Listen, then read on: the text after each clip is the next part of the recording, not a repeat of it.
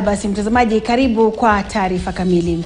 Waziri wa usalama Profesa Kithure Kindiki amefanya ziara ya ghafla katika idara ya uhamiaji jumba la Nyayo House ambayo imekumbwa na tuhuma za ufisadi na mrundiko wa maombi ya pasipoti ambayo ilikuwa imeripotiwa kuwa mtambo wa kutoa pasipoti umekuwa na hitilafu kwa muda, huku Wakenya ambao wanatafuta pasipoti kusafiri wakipitia masaibu na kulazimika kuahirisha safari zao za nje ya taifa.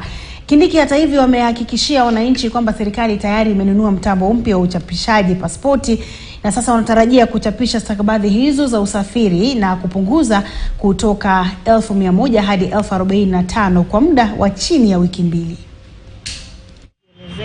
Ameambiwa allow entry to conduct 16. Exactly. So why is it looked at the 29? This is not possible. 29. So on 20. It was an emergency on 23rd. Leo ni 31st. So you entered. Still an emergency. So you went to counter 16 and 23rd, right? Twende na huyu. So kuja. Rubani. Sorry. Hello sir. Na mataifa ya bara Afrika yamehimizwa kuwawezesha wakulima